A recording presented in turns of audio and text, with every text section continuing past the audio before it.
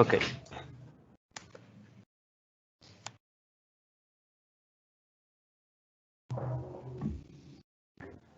Estimados participantes, tengan todos ustedes muy buenas noches. La ONG Proyecta, con el auspicio de la Universidad Nacional de Piura, presenta para hoy la charla virtual denominada Acuerdos y ejecutorias utilizados por el asistente en función fiscal.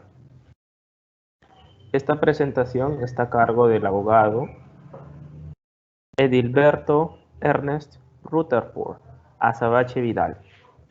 El abogado Edilberto Azabache Vidal tiene estudios en Ciencias Políticas por la Universidad Nacional de Piura, con experiencia en el ámbito jurisdiccional, proyectista de recursos administrativos y jurídicos. Tiene también una maestría en Derecho Constitucional y Administrativa por la Universidad Nacional de Trujillo. Adicionalmente es egresado de la maestría en Derecho a la Empresa por la Pontificia Universidad Católica del Perú. También es egresado en la maestría de Gestión Pública por la Universidad San Martín. Abogado en Derecho y Ciencias Políticas con la tesis Regulación Económica Jurídica de Vox IP. Dejamos al abogado Edilberto Azabache con el uso de la palabra para que desarrolle su presentación. Muchas gracias. Agradezco la invitación realizada por la ONG Proyecta, por la persona de su director y los miembros que conforman, de igual forma la parte ejecutiva y directiva de esta asociación, de esta ONG. Asimismo que esta ONG cuenta con el respaldo de la Universidad Nacional de Piura y también por la Fundación para el Desarrollo del Norte. El día de hoy vamos a ver un tema un poco peculiar y casi tan singular, pero que forma parte del día a día de lo que es la función del asistente en función fiscal. Para este desarrollo de esta diapositiva, voy a dar los créditos correspondientes a la Asociación ONG Proyecta, a la Universidad Nacional de Piura, a la Fundación para el Desarrollo del Norte, y también para lpderecho.p, por las cuales siempre, como todo abogado, somos respetuosos de los derechos de autor. Vamos a usar parte de dicha autoría, de esa información proporcionada por LP Derecho para poder ilustrar justamente ese tema tan peculiar. Para poder determinar qué es un asistente en función fiscal, para entrarnos en contexto, sé que la mayoría de ustedes se preguntarán qué tiene que ver, qué relación existe el asistente en función fiscal con el Ministerio Público y qué relación existe respecto de esta determinación con la labor fiscal y qué relación existe con los pronunciamientos establecidos por el órgano jurisdiccional. Debemos partir que el Ministerio Público, como órgano constitucionalmente autónomo, previsto y tipificado y previsto en la norma constitucional en el artículo 158 y 159 de nuestra Carta Magna de 1993, establece que el Ministerio Público es un órgano persecutor del delito, como una de las funciones. Y dentro de esa persecución es una institución jerárquicamente institucionalizada. Significa que existe jerarquía. Y hablo de este tipo de jerarquía justamente para efectos de entender que la labor de asistente en función fiscal se desarrolla tanto en el despacho de la Fiscalía de la Nación como en el despacho celular de la institución del Ministerio Público, que son los despachos fiscales provinciales. Dentro de esa columna, de esta estructura jerárquica que tiene el Ministerio Público, se desglosan varios organismos fiscales. El día de hoy nos vamos a centrar respecto del organismo celular, por así decirlo, la célula básica de la institución del Ministerio Público, que son las fiscalías provinciales. En forma específica, las fiscalías provinciales penales corporativas. ¿Por qué nos vamos a centrar en esa determinación de las fiscalías provinciales penales corporativas? porque vamos a entrar a desarrollar lo que es parte del desarrollo del proceso penal. El proceso penal, ya establecido justamente con el Código Procesal Penal del 2004, vigente desde ahora y actualmente vigente a nivel nacional en todos los distritos fiscales del Perú, se determina que este proceso penal está establecido en 3 grandes etapas. La etapa de diligencias preliminares, que empieza con la denuncia y sobre la cual cabe la facultad de una salida alternativa. Ustedes dirán que es una salida alternativa. La salida alternativa es la forma simplificada de concluir un proceso. Esta forma simplificada puede ser, por ejemplo, que el hecho no constituya delito. Es decir, Juan denuncia a Mario porque Mario no le devuelve el auto. Y lo denuncia justamente porque no le devuelve el auto a quien le entregó bajo arrendamiento, perfecto, le arrendó el auto, y lo denuncia por estafa. Ahí, en ese caso, en ese supuesto, aplicando el principio de legalidad, una salida alternativa, determinamos que el hecho per se no configura, no calza en el delito de estafa contenido en el artículo 196. ¿Y por qué no calza? Porque existe un contrato en el cual ambas partes han llegado a un acuerdo y que cualquier determinación a este incumplimiento de contrato determinaría como tal un supuesto de responsabilidad contractual, mas no penal.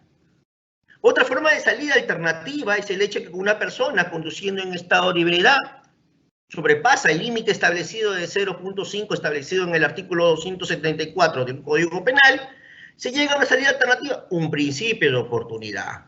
O el hecho de una persona en la cual, producto de un suceso de tránsito, le es ocasionado lesiones en la cual llegan a un acuerdo con el presunto autor de dichas lesiones y se llega a un acuerdo llamado acuerdo reparatorio, que es también una salida alternativa al proceso penal.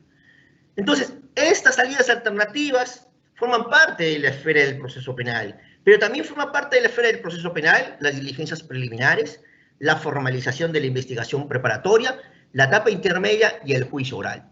Todo este bagaje cultural que vemos aquí en este momento forma parte también de la labor fiscal. Entonces, bajo esa óptica, nos preguntamos, ¿qué es un asistente en función fiscal? El asistente en función fiscal es, como su nombre lo dice, un personal de apoyo. Es un personal que auxilia, ¿a quién? Al fiscal. ¿Por qué auxilia al fiscal? Porque el fiscal tiene varias labores. Por un lado, el fiscal es investigador, se encarga de la realización, es director de la investigación, desarrolla las etapas de diligencias preliminares e investigación preparatoria propiamente dicha.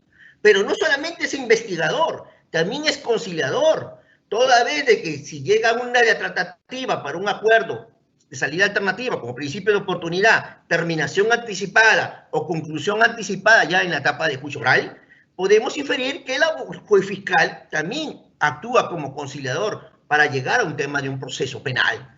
Y, por último, el fiscal es litigante. Ya en la etapa estelar del juicio oral, el fiscal ya se convierte en parte procesal.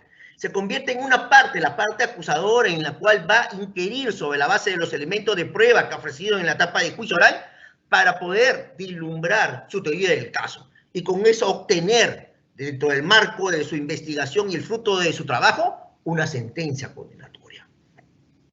Toda esa etapa determina que quien va a prestar esa labor de apoyo, de asistencia a dicha labor, es el asistente en función fiscal.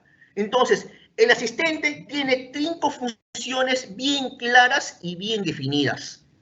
Por un lado, proyecta. ¿Qué va a proyectar? Disposiciones, requerimientos, providencias. Va a ayudar en esa labor de proyección. Y como va a ayudar en esa labor de proyección, el asistente de función fiscal tiene que estar empapado de lo que dice la normativa penal, tiene que estar empapado de lo que dice la normativa procesal penal, tiene que conocer el proceso penal, pero no solamente conocerlo, también tiene que conocer las directrices en disposiciones establecidas por la fiscal de la Nación, pero no solamente se queda ahí, también tiene que conocer los acuerdos y ejecutorias vinculantes del Poder Judicial. El asistente de función fiscal también elabora documentos administrativos. Sobre la base de la elaboración de los documentos administrativos, notifica, va a utilizar las aplicaciones, va a utilizar el WhatsApp para notificar, va a utilizar el Google Meet para programar diligencias en las etapas de declaraciones, va a utilizar los instrumentos, va a utilizar iLove PDF para poder escanear el documento, establecerlo a través del formato PDF. No solamente se va a encargar de elaborar dichos documentos, va a elaborar oficios, va a elaborar todos los elementos que son necesarios para la asistencia en función fiscal. Pero no solamente elabora, también redacta comunicaciones, porque también se va a encargar de realizar a través de, por ejemplo, del Google, perfecto, a través de Gmail, a través de las plataformas virtuales, las comunicaciones que va a tener con los demás conglomerados que participan en el proceso penal. Llámese policías, llámese testigos, llámese peritos, llámese cualquier órgano o cualquier diligencia que desarrolle dentro de la labor fiscal. Por ejemplo, se tiene acceso a un video, tiene que coordinar con la oficina de audio y video. Consecuentemente, su labor no solamente se queda en elaborar, redactar, sino también coordinar. También dentro de otra labor establecida dentro del marco de asistencia a la asistencia de función fiscal, se está el de guardar. ¿Qué va a guardar, señores? Va a guardar la debida discrecionalidad, tanto en los manejos de la información de imagen, video, videollamada, que manejen el despacho fiscal, el principio de reserva profesional. Pero no solamente eso, también va a tener como labor la labor de custodia, va a custodiar carpetas, va a custodiar los sistemas de los registros del sistema de gestión fiscal, el sistema informático de la asistencia de trabajo fiscal, el sistema de Fistur, el PRODESUM, y un sinnúmero de sistemas que establece el Ministerio Público. Entonces, el asistente de función fiscal va a desarrollar todas estas funciones y como tal, como requisito para ser asistente de función fiscal, necesita ser bachiller en Derecho. Perfecto, llevar cursos, talleres, seminarios, no menos de 12 horas académicas como mínimo, y durante el periodo de 5 años, tener 2 años de experiencia.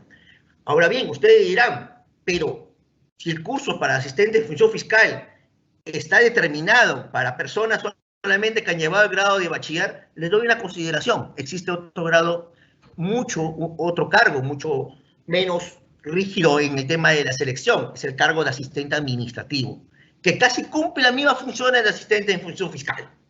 Es decir, casi tiene las mismas determinadas y prerrogativas, pero la valla es mucho más baja y el suelo, claro, más está también más bajo. La valla, el sistema de requisitos, es justamente que sea el 6º ciclo de la carrera de Derecho.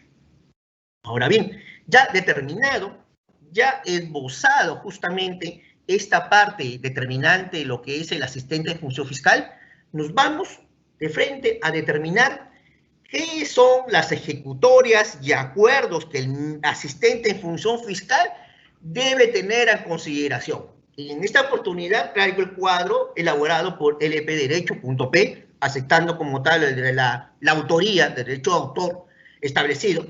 En este cuadrito podemos verificar con suma claridad y determinación los 4 conceptos que necesitamos diferenciar paulatinamente para poder ya entrar al tema. Si recordamos, antes del Código Procesal Penal vigente en el 2004, existía, bueno, aún existe, al menos en el Distrito Fiscal de Lima, aún existe con mayor vehemencia, el Código de Procedimientos Penales. Entonces, este Código de Procedimientos Penales denominó la figura de ejecutoria. Ahora bien, ¿cómo vamos a entender la figura de ejecutoria? Dentro del marco de fuentes de derecho contenidas en el artículo 51 de nuestra norma constitucional, se indique bajo el principio de la pirámide de Kelsen, la tan recordada pirámide de Kelsen, que dentro del marco legislativo o desarrollo del ordenamiento jurídico, la cabeza de todo ordenamiento es la Constitución. Después de ello vienen las leyes, después de las leyes, los reglamentos, y después de los reglamentos, las directivas, y dentro de ellas recién entra la jurisprudencia.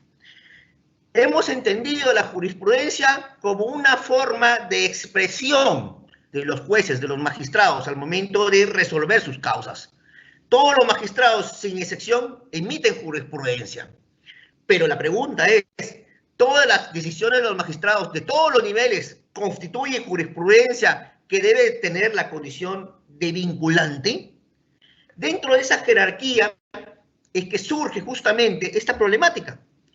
Y sobre la base de esta problemática se modificó y se introdujo a través del Código Procesal en 1991, con la afirmación del Código Procesal de 2004, el artículo 301A del Código de Procedimientos Penales.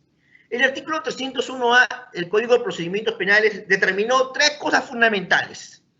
La primera, que el órgano encargado de emitir jurisprudencia tiene que ser el máximo ente del organismo estructural jerárquico del Poder Judicial. ¿Quién es el máximo ente? La Corte Suprema. Segundo elemento consustancial, que tiene que resolverlo en última instancia. Es decir, si hablamos del Código de Procedimientos Penales, la única forma de que un caso pase a la Corte Suprema es a través del famoso recurso de nulidad. Si recordamos que en el Código de Procedimientos Penales existían dos procedimientos: el procedimiento sumarial, sumarísimo, regulado por el Decreto Legislativo 124, y el procedimiento ordinario, ya regulado por el Código de Procedimientos Penales. A través del recurso de nulidad establecido en cualquiera de esos dos procedimientos, podía dar a luz, perfecto, como tercer elemento, a una ejecutoria. ¿Y cuándo tendría esta condición de ser ejecutoria suprema vinculante? Cuando ésta necesariamente haya indicado dentro de su contexto la vinculación establecida, más no antes.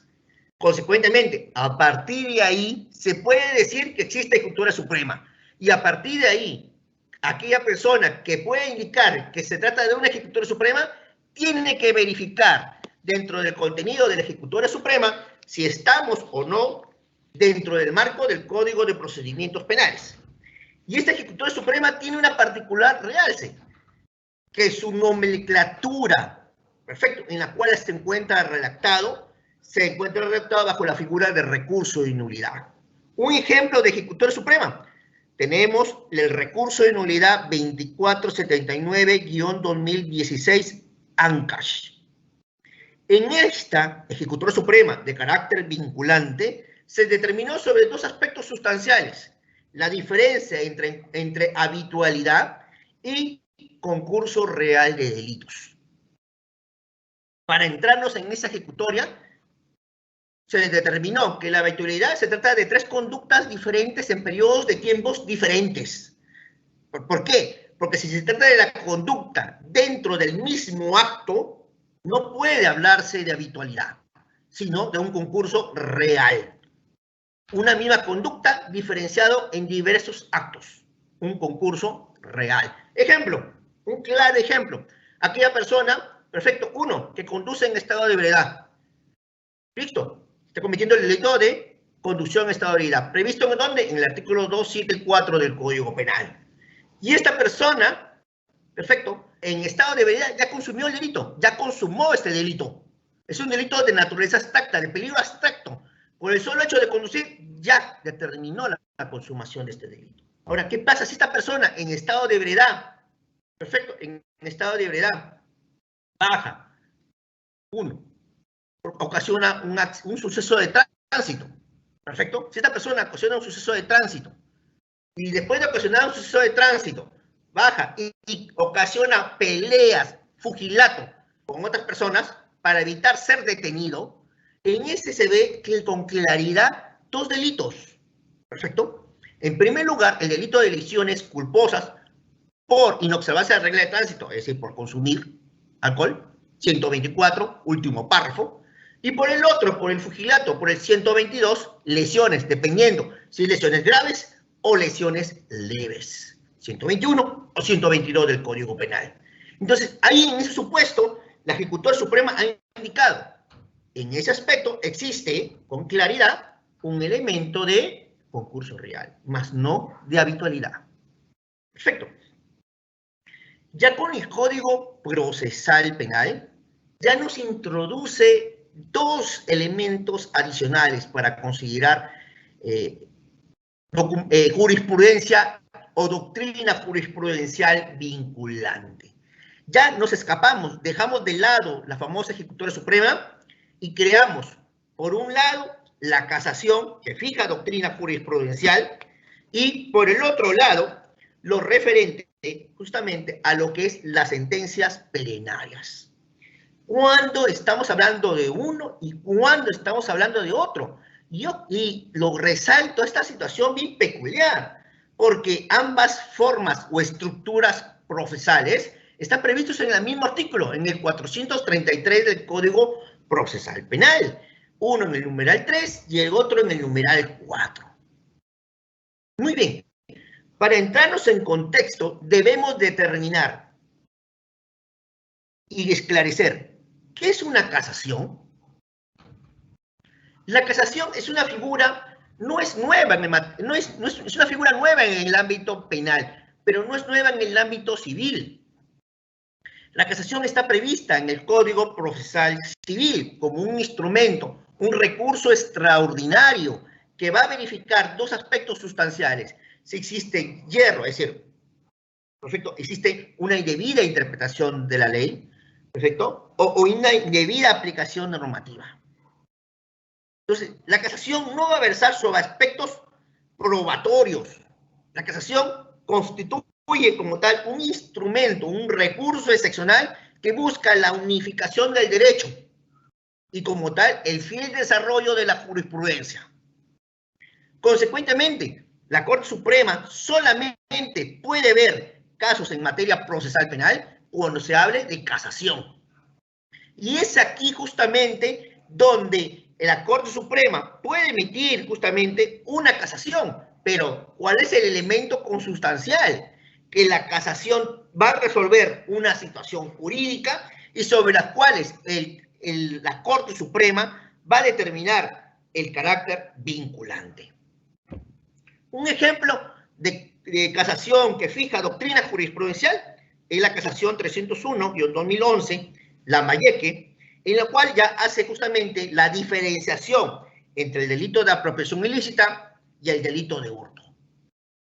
Hace esta esquema de diferenciación entre ambos delitos. ¿Por qué lo determina el esquema de diferenciación entre ambos delitos? Por la sencilla razón de que si bien es cierto, ambos delitos se encuentran previstos dentro de los bienes jurídicos contra el patrimonio, apropiación ilícita prevista en el artículo 190 del Código Penal y hurto previsto en el artículo 185 con la agravante contenida en el artículo 186, regulan, protegen bienes contra los delitos contra el patrimonio, cuyo bien jurídico protegido es el patrimonio propiamente dicho. Entonces, dentro de ese contexto, a través de doctrina jurisprudencial se hizo esta diferenciación, que la apropiación implica el ingreso del bien, patrimonio, o sea, bienes, efectos establecidos, mediante una vía regular.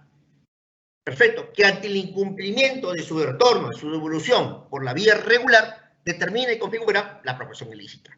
En cambio, el hurto no es el ingreso regular, el hurto es la sustracción, la ausencia, el apoderamiento que realiza una persona sin la anuencia o consentimiento, afirmándolo así de esa forma, del agraviado. ¿Y cuándo estamos hablando de una sentencia plenaria casatoria? La sentencia plenaria casatoria establece justamente un elemento diferencial de la casación. La sentencia plenaria casatoria establece que ante la existencia de casaciones diferentes, en sentido diferentes, respecto de la interpretación que debe tener, perfecto, determinado el lineamiento jurisprudencial, debe ser sometido a las salas penales especializadas. En este caso, está la sala penal transitoria, la sala penal permanente y la sala penal especial. Y cada uno está conformado por 5 magistrados. Ellos se reúnen y determinan y resuelven una sentencia plenaria casatoria. Acá en esta oportunidad tenemos la sentencia plenaria casatoria 1-2007. ¿Qué dice la sentencia plenaria casatoria 1-2007? La sentencia plenaria casatoria se habla de los efectos de la determinación del delito de lavado de activos. Había una controversia jurídica que por un lado se determinaba que el delito de lavado de activos requería que primero se acredite el delito fuente. Es decir, para lavar dinero tienes que acreditar, fin fiscal, el delito fuente. Es decir, ¿qué motiva la existencia de este lavado de activos? Mientras que otra doctrina que no. Se determinaba que el delito de lavado de activos es un delito autónomo y como tal no necesita acreditar el delito fuente. Y es más, no necesita que determinar que este delito fuente haya prescrito o no. Entonces, bajo esta óptica sale esta sentencia plenaria casatoria en la cual ya dilucida que el delito de lavado de activos es un delito de naturaleza independiente, que no se subordina a la existencia de un delito fuente. Es un delito totalmente diferenciado. Y por último, tenemos los famosos acuerdos plenarios. Los acuerdos plenarios es una figura jurídica incorporada por el artículo 116 de la Ley Orgánica del Poder Judicial. A través de esta determinación de película ordenada, se determinó justamente de que todos los miembros de la sala puedan debatir y resolver solamente aspectos que puedan determinar desarrollo jurisprudencial. Ejemplo de ello tenemos el Acuerdo Plenario 01-2019. En este acuerdo, justamente, determinó y afianzó un elemento sustancial, lo que antes se conocía, bueno, no antes se conocía, recién fue introducido, con los elementos de sospecha. Se determinó justamente, en correlación con la sentencia plenaria casatoria 01-2007, que existen diversas formas de sospechas. Sospecha inicial para las diligencias preliminares, sospecha reveladora para la formalización, sospecha suficiente para el tema de la acusación, sospecha grave para el tema de la prisión. Y justamente aquí se determinó que en el momento de la prisión preventiva se tiene que necesitar una sospecha fuerte. Muy bien, determinado y ya analizado esto, nos introducimos a lo que es cuáles son los principales acuerdos y ejecutorias que el asistente en función fiscal va a tener que desarrollar durante su vida funcional en el Ministerio Público. Vamos a desarrollar las más principales, dado la limitación de tiempo que me ha sido otorgado, y poder explicar, al menos con detalle, una por una. Perfecto. Primera ejecutoria o primer doctrina jurisprudencial. Tenemos la sentencia plenaria casatoria 1-2017. En esta sentencia plenaria casatoria, como primer elemento, ha establecido de que para aperturar diligencias preliminares se requiere sospecha inicial simple. Pero hay algo más trascendental que trae consigo esta sentencia plenaria casatoria. Esta sentencia plenaria casatoria hace referencia, en primer lugar, que el fiscal no elabora medios de prueba. El fiscal recaba elementos de convicción. Y hago resaltar esta situación para efectos de evitar cualquier tipo de confusión. El medio de prueba. Perfecto. ¿Cuándo hablamos de medio de prueba? Hablamos de medio de prueba ya justamente en la etapa cuando se ofrecen los medios de prueba.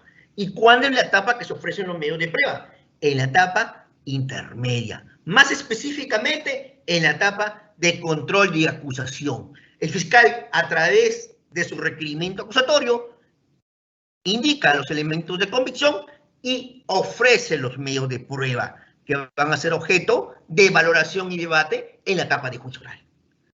Entonces, esta situación debe ser resaltada por el asistente de función fiscal para evitar cualquier tipo de confusión. ¿Y cuál es la excepción a esta regla de llamar elementos de convicción? La excepción la vamos a ver a través de una casación. Perfecto, más adelante. Pero partiendo en primer momento, en primer lugar, los fiscales no realizan medios de prueba. Los fiscales trabajan sobre la base de elementos de convicción, es decir, el fiscal realiza actos de investigación que se convierten en elementos de convicción. Entonces, esta casatoria plenaria 1-2017 nos hace resaltar que el Ministerio Público elabora elementos de convicción y los elementos de convicción que tiene el Ministerio Público para aperturar una diligencia preliminar tienen que basarse en una sospecha inicial simple. Muy bien. Durante las diligencias preliminares, tenemos que dentro del marco de la labor del asistente de función fiscal, hemos indicado que el asistente de función fiscal elabora, proyecta disposiciones. Y además hemos indicado que el fiscal es el director de la investigación. Perfecto. Entonces, el fiscal tiene que emitir su decisión.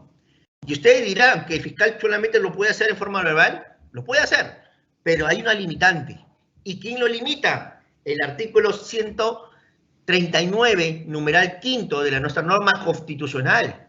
Ahí hay limitado de que toda decisión dentro del ámbito jurisdiccional y que es aplicable al Ministerio Público por afectación al debido, por extensión al debido proceso, conforme lo interpreta el Tribunal Constitucional en aplicación del artículo 139, se determina que esta motivación tiene que ser escrita. Y el Código Procesal Penal ha visto esta situación y lo tiene que emitir a través de una famosa llamada disposición de diligencias preliminares. Entonces, la disposición de diligencias preliminares viene a ser aquel documento que expide el Ministerio Público y se ha basado sobre ¿qué? Basado sobre la base de la existencia de sospecha simple. Muy bien, hasta aquí no hay ninguna complejidad. El fiscal elabora la disposición, perdón, el asistente proyecta la disposición, que el fiscal lo revisa y lo firma y lo notifica a las partes. Hasta ahí no hay ningún problema. Hasta ahí, concentrado en esa etapa procesal, no hay ninguna determinación.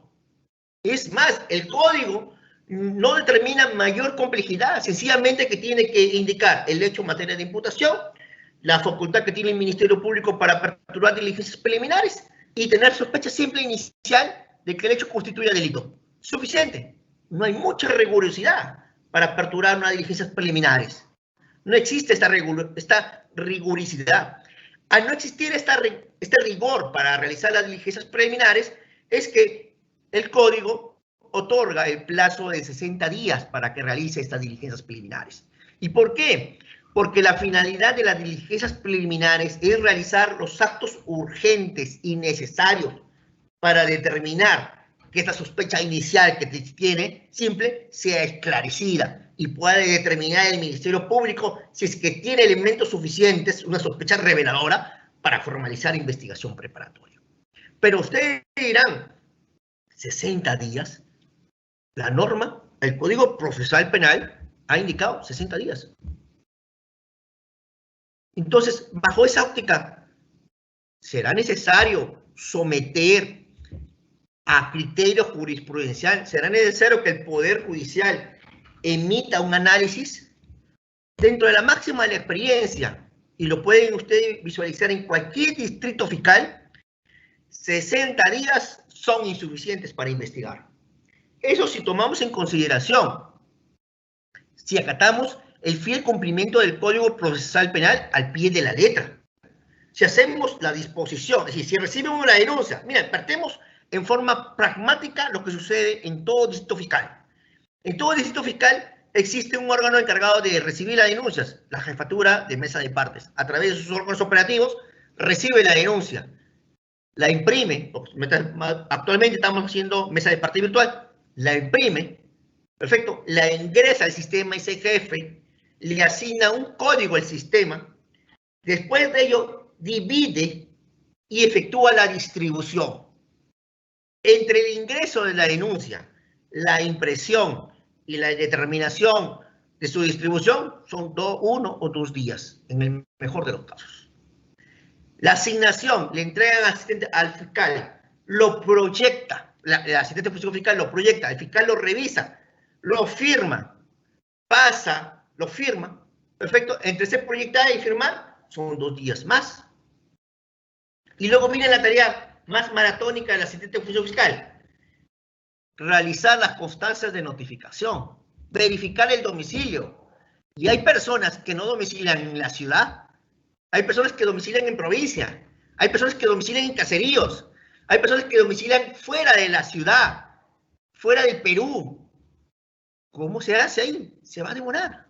Es obvio que se va a demorar. Llega la notificación, se programa declaraciones. No se trata de un solo caso, se trata de una cantidad singular de casos, regular. Entonces, el plazo de 60 días, ¿qué me va a servir? Tomar las declaraciones. Y si yo quiero recabar información de entidades del Estado, y si yo quiero realizar alguna pericia que determine la fehaciencia de los hechos, y si quiero, por ejemplo, en los delitos de extorsión a través de mensaje de texto, ¿qué voy a requerir? Levantamiento del secreto de las telecomunicaciones. ¿Cuánto es el plazo para que las empresas entreguen la información del secreto de las comunicaciones? ¿30 días? 60 días me va a ser insuficiente. Y si no tengo la información para efecto de formalizar, ¿qué va a pasar con el caso? Lo archivo. Entonces, bajo esa óptica, nace y se desarrollan dos casaciones. Si hablamos de casación, ¿qué estamos hablando, jóvenes? Estamos hablando de Código Procesal Penal. Perfecto. La casación 144-2012 ANCAS y la casación 528-2018 nacional de la Corte Suprema Nacional han establecido, perfecto, doctrina jurisprudencial vinculante. Y han indicado que si bien es cierto el Código Procesal Penal no establece plazo máximo que debe durar de las diligencias preliminares, ha establecido de que debe existir una correlación o equiparación con la figura homóloga de las diligencias preliminares. ¿Y cuál es la figura homóloga de las diligencias preliminares? La investigación preparatoria. Y si realizamos la verificación en las figuras homólogas de las diligencias preliminares, tenemos que la investigación preparatoria tiene un plazo predeterminado. Si se trata de un proceso común, el plazo es 120 días, prorrogables por 60 días más. En total tenemos 180 días. Ambas casaciones han determinado que el plazo máximo de un proceso común sea 180 días. En cambio, si es un proceso complejo, ¿qué es un proceso complejo? La norma también se ha puesto en el supuesto en la cual una investigación puede tornarse compleja. Ejemplo de una investigación que puede tornarse compleja, un caso de violación sexual de menor. ¿Y por qué se puede tornar compleja? Porque en el caso de violación sexual de menor se requiere una prueba anticipada.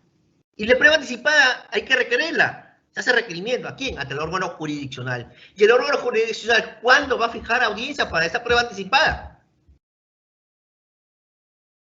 Con la celeridad que pueda tener el Poder Judicial, puede demorar la asignación de esa prueba anticipada. Puede ser que en provincia o en la capital no haya ningún problema, pero en los lugares más alejados del Perú puede existir ese gran problema. Más aún si se trata de un solo juzgado que exista dentro del distrito en la cual se desempeña la labor jurisdiccional. Dentro de ese contexto, esta diligencia de prueba anticipada puede demorar. Entonces, como puede demorar, puedo declarar el caso complejo. Y resalto esta situación, que el Código Procesal Penal solamente faculta la declaración de caso complejo en la investigación preparatoria, no en las diligencias preliminares. Entonces, la Corte Suprema desarrolla esta situación e indica que bajo la misma prerrogativa o equiparación de la figura procesal de la investigación preparatoria al declararse caso complejo, las diligencias preliminares deben tener como máximo el mismo plazo que establece para la formalización de investigación preparatoria. ¿Y cuál es el plazo máximo para el caso complejo? 240 días, es decir, 8 meses. Y por último, desarrolla lo que es crimen organizado. Crimen organizado, al igual que en su ley respectiva, establece también plazos de 60 días para investigar. Pero hay una contradicción. ¿Por qué? Porque el Código Procesal Penal indica que todo caso de crimen organizado es un caso complejo. Bajo esa óptica de interpretación es que la Corte Suprema ha establecido que en casos de crimen organizado el plazo también sea en diligencias preliminares de 240 días. Y ustedes dirán, ¿y para qué me sirve o para qué le sirve el asistente en función fiscal estas ejecutorias? Al momento de proyectar la disposición.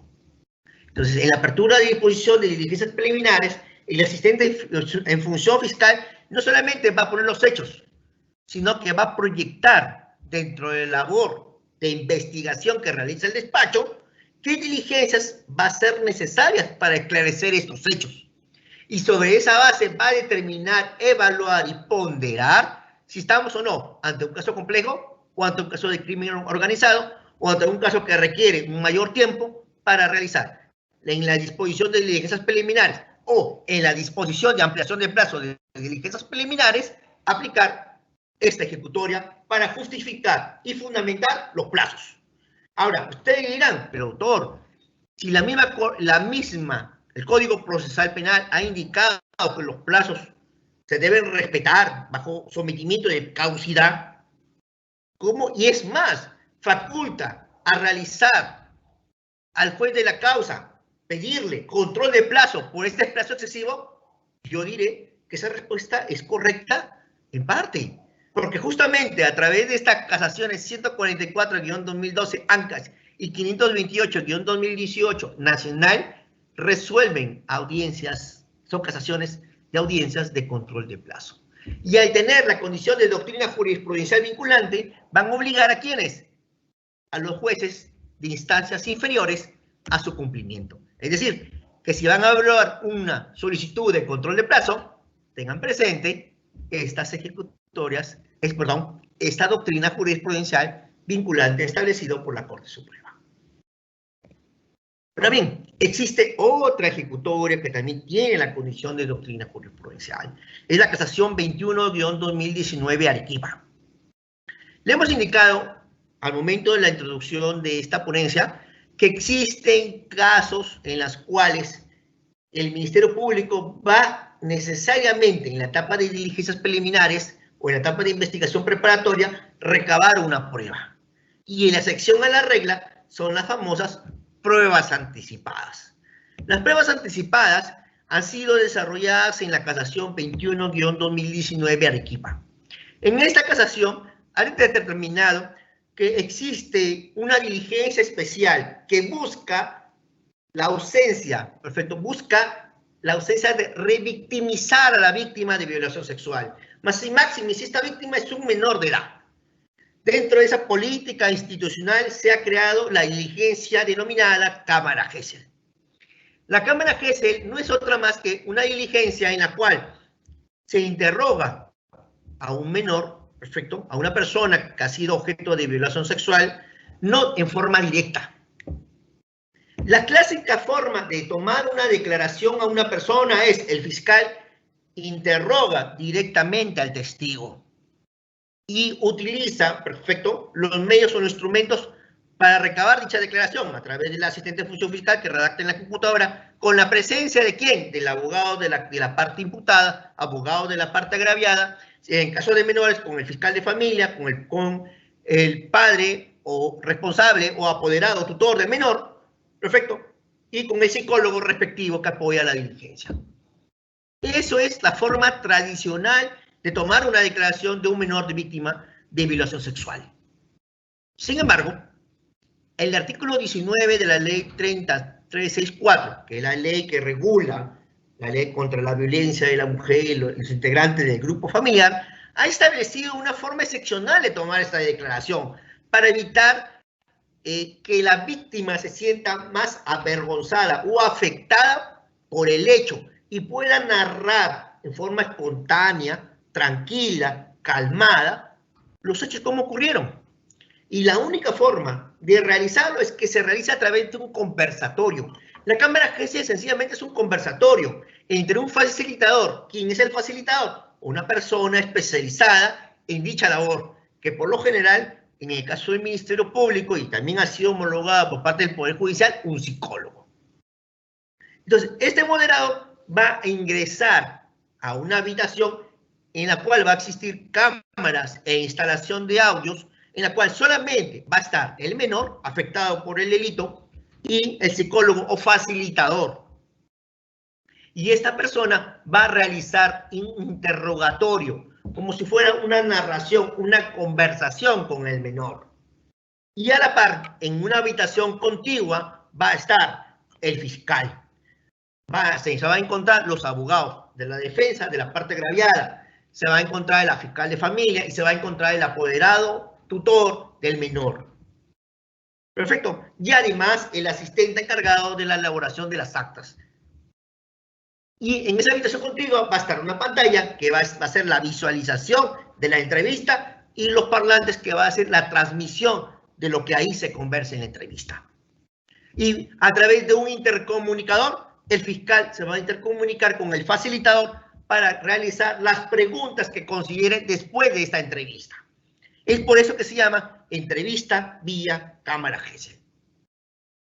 Ahora bien, ¿cuál es la particularidad de esta casación 21/2019? Si ustedes me dicen, pero si ya está previsto en la ley la forma de realizar dicha cámara, ¿cómo es posible que a través de una casación se determine doctrina jurisprudencial respecto de la forma? Si nos especificamos a lo que dice la ley, el artículo 19 de la ley 30.364 determinó que esta cámara GESEL se constituya en prueba preconstituida. Y ustedes dirán, ¿qué es una prueba preconstituida? Si hemos indicado de que el fiscal no realiza pruebas, ¿cómo es posible que exista esta prueba preconstituida? La prueba preconstituida es una forma de calificar a un acto de investigación como una prueba que ya tiene el carácter previo de eficacia probatoria. Y esta prueba preconstituida fue contenida, ¿dónde? En el artículo 19 de la ley 30.364. ¿Por qué? Porque solamente se participaba el fiscal, no participaba el juez, participaba el fiscal de familia, los abogados, la psicóloga a través de la determinación, la asistente de la cámara GESEL y el menor a través de la entrevista. Sencillamente, eso era antes. Entonces, ¿qué motivó esta casación? Motivó esta casación tres aspectos fundamentales. Primero, el fiscal no puede emitir pruebas. Hemos indicado a través de la sentencia plenaria casatoria 01/2007 que el fiscal no puede emitir pruebas. Y conforme al Código Procesal Penal, el fiscal solamente realiza actos de investigación para recabar elementos de convicción, no pruebas. Entonces, dentro de esa situación es que se realiza esta casación en forma continua con la modificatoria del artículo 19, a la cual se equiparó ya justamente como prueba anticipada. Y la prueba anticipada la determinó para efectos de considerar a quién. ¿Cuál es la parte estelar de la existencia de la prueba anticipada? La parte estelar de la prueba anticipada es el juez. Y en esta prueba anticipada se va a actuar como si hubiera existido un mini juicio. Es decir, como si tuviera una actuación probatoria en esa acta de entrevista de cámara GESEL, una mini audiencia de actuación probatoria, en la cual el menor va a ser objeto de debate y sometimiento a preguntas, tanto por el fiscal como por el abogado defensor de la parte imputada y los abogados que se hayan constituido a la diligencia. Para con ello extraer de la declaración del menor una prueba, que es la declaración, que ya no va a ser otra vez actuada. Perfecto, la menor ya no va a volver a juicio oral a declarar, sino que van a actuarse la visualización de ese video de cámara GESEL y la oralización de lo declarado por la menor en cámara GESEL. Esa es la naturaleza determinante de la casación 21/2019 Arequipa. Y esta casación trae un elemento más adicional.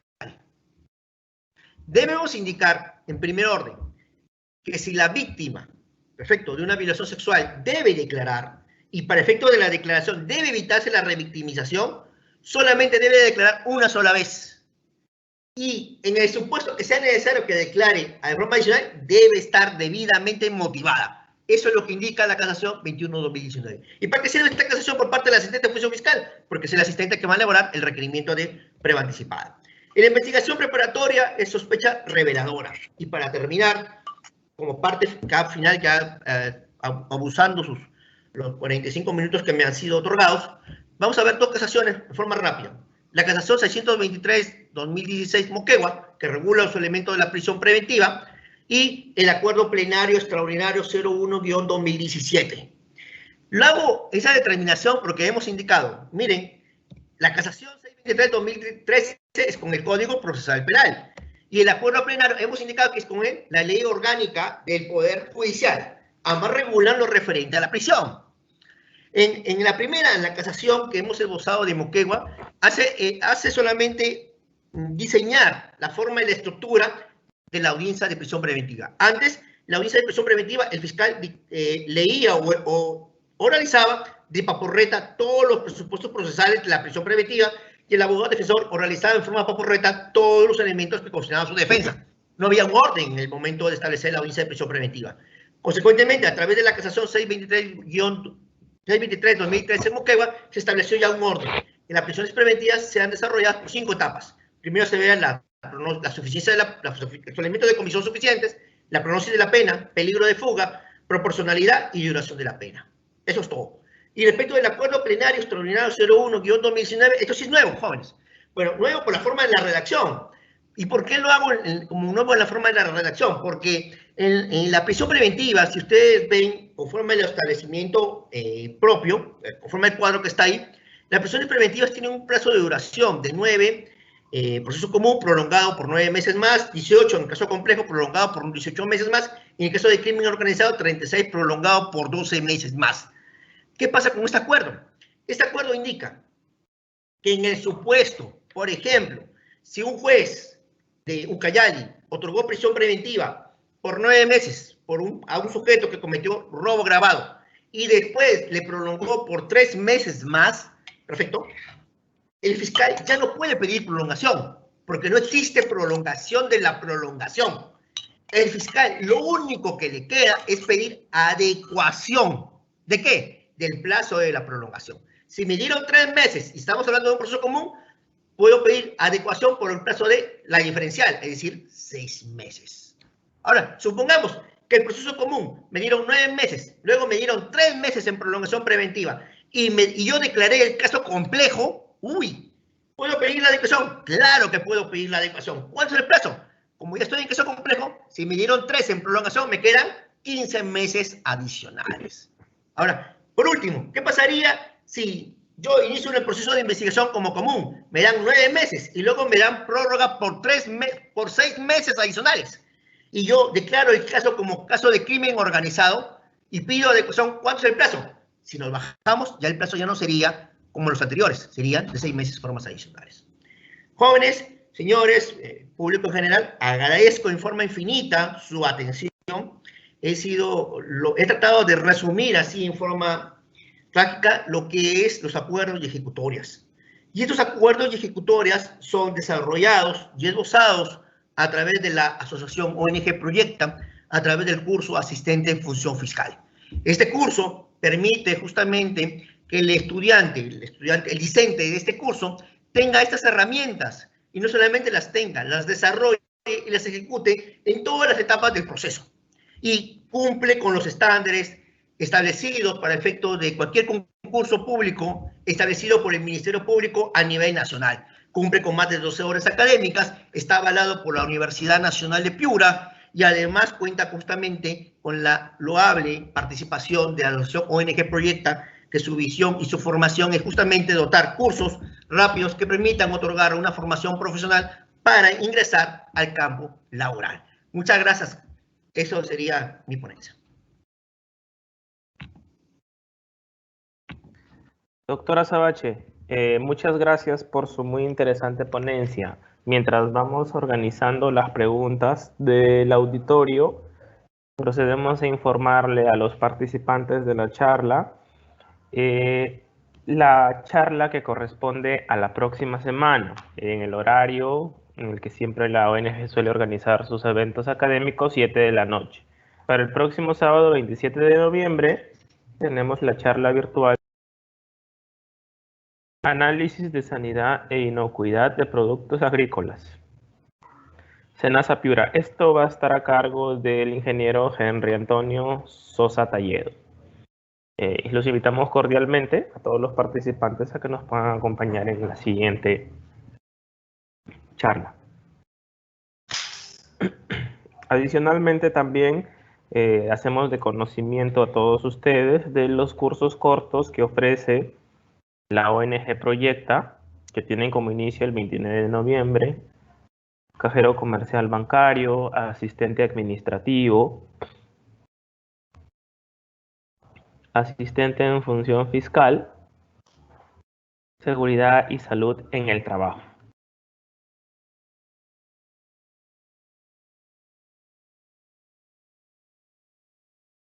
Y el curso corto de gestión de almacenes e inventarios. Los horarios se lo pueden encontrar en la información publicada y también los números telefónicos con los que pueden ponerse en contacto con los encargados del área encargada de dar esa información están también publicados en la información que estamos mostrando, así como en el fanpage oficial de la ONG Proyecta. También tenemos los programas de especialización, cuyas inscripciones están abiertas, programas de especialización en auditoría, normas internacionales de información financiera, tributación, agronegocios, Invierte Perú y contrataciones y adquisiciones del Estado. No olviden que esos programas tienen una duración de 100 horas, en plazo de días son 2 meses y tienen la certificación que viene respaldada por la Universidad Nacional de Piura y Fundenor, Fundación para el Desarrollo del Norte, una entidad que es parte también de la Universidad Nacional de Piura.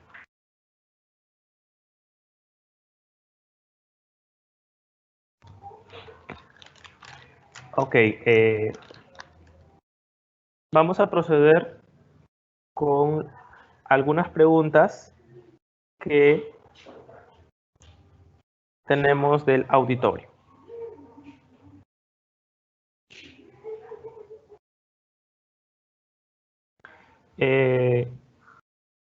Primera pregunta. ¿Cualquier persona puede acceder a las actuaciones de la investigación preparatoria? ¿Esta información es de conocimiento público? Sí, buenas noches con el joven Manuel Amaro. No, las investigaciones preparatorias dentro del marco del proceso penal es de carácter reservado. Solamente pueden acceder a las mismas las partes procesales que forman parte del proceso, previa petición justamente ante el Ministerio Público de las copias correspondientes. En principio son ellos. O sea, y en forma excepcional los órganos de control y los órganos jurisdiccionales en los cuales también solicitan las copias de los actuados para resolver sus decisiones.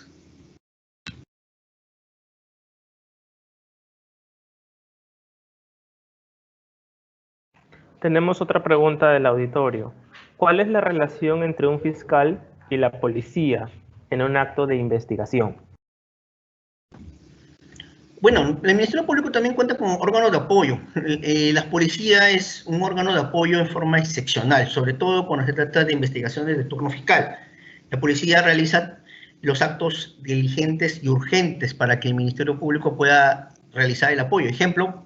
Por ejemplo, tenemos una persona que ha dado reportado un suceso de tránsito, el personal policial realiza la respectiva cadena de custodia, cordonea el lugar para que proceda al Ministerio Público a realizar los actos de investigación respecto del hecho. Y si hay una persona que ha sido fallecida, también cordonea para efectos de determinar la diligencia de levantamiento de cadáver. O realiza una persona una denuncia, recepciona la denuncia, toma la declaración. Si se trata de una denuncia por usurpación, se constituye inclusive al lugar donde se realizó la usurpación para levantar el acta policial respectiva de inspección. Entonces, los actos, la forma de relación entre un fiscal y la policía netamente tiene que ver como trabajo o personal de apoyo a la labor fiscal. Ok.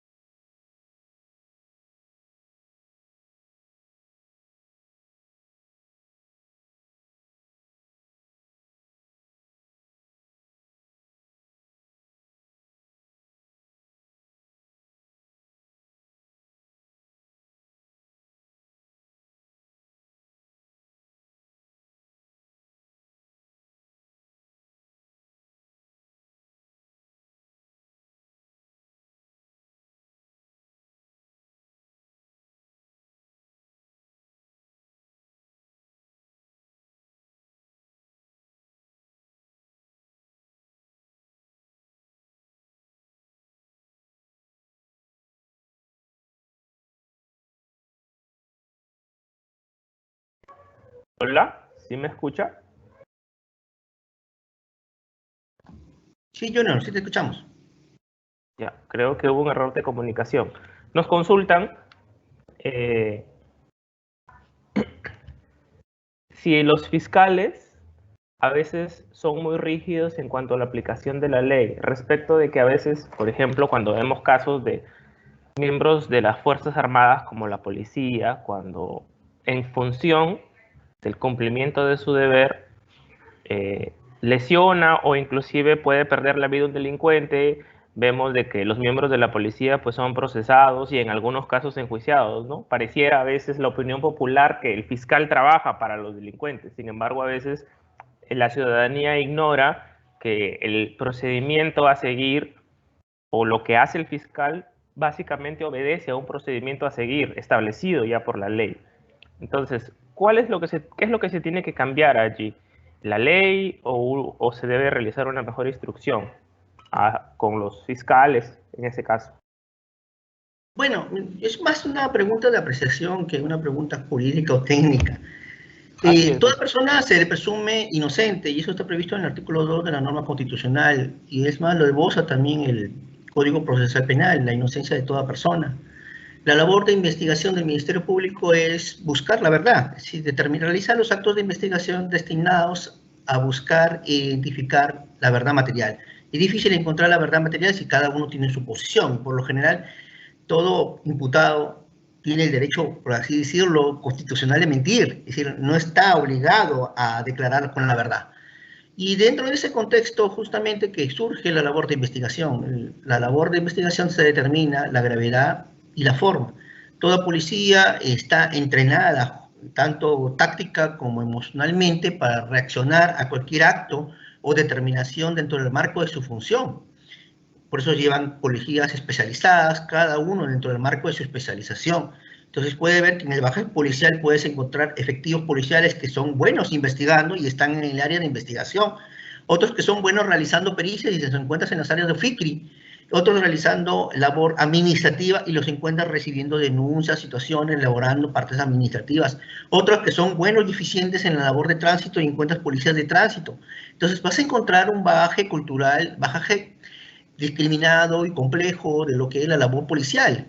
La labor del Ministerio Público, al igual que cualquier labor también inclusive, yo he visto también colegas que han investigado a sus propios colegas o colegas que han detenido a sus propios colegas dentro del marco de la función, así colegas, los investigadores son por lo general oficiales que detienen a altos mandos, capitanes, mayores, coroneles, en las cuales se ejecutan, ellos mismos hacen la investigación y concluyen, doctor, acá hay elementos suficientes para pedir una detención preliminar contra el efectivo policial, contra el colega. Ellos son conscientes de esa labor. Y dentro del marco de la labor, así como hay buenos investigadores, también hay malos elementos, así como también en el Ministerio Público, como cualquier entidad, hay buenos y malos elementos.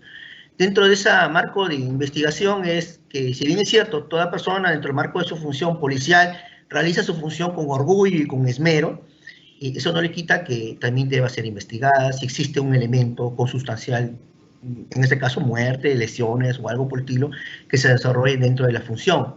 Al menos hasta la fecha no existe norma, ley que declare que los funcionarios estén exentos de responsabilidad penal, salvo el artículo 20 que establece dentro del marco de su función, pero justamente pesándolo sobre la base del artículo 20 del Código Penal y con lo referente a la existencia de legítima defensa. En esos aspectos hay que valorarse, hasta la legítima defensa hay que valorarse. No solamente se debe basar sobre la base de una afirmación, cualquier persona puede afirmar un hecho, pero la norma obliga a que el Ministerio Público pueda fundamentar con elementos de convicción suficientes que en verdad ese hecho que ha referido tal persona se encuentra acreditado. Un ejemplo de ello puede ser clarísimo. Si una persona ha indicado dentro del marco de su función que ha detenido y reducido a una persona, perfecto, utilizando la fuerza, agrillitándola, perfecto, agrillitándola, y se le encuentran heridas punzocortantes a la altura, justamente de sus partes genitales, no hay correspondencia, no hay coherencia, no hay correlación entre lo que dice el efectivo policial con lo que encuentra el médico legista. Entonces, esa ausencia de congruencia pone en duda o en tela de juicio lo manifestado por el efectivo policial y determina, como sospecha reveladora, iniciar una investigación, ya sea sospecha simple, diligencias preliminares, o sospecha reveladora, una investigación preparatoria. Entonces, va más allá de ser un simple eco, clamor popular de que la policía hace su labor policial y se le respeta, sino que hay que determinar si es que los elementos de convicción que se tiene o que se recaba guarda íntima convicción con lo que declara o con lo que menciona el efectivo policial durante su labor funcional.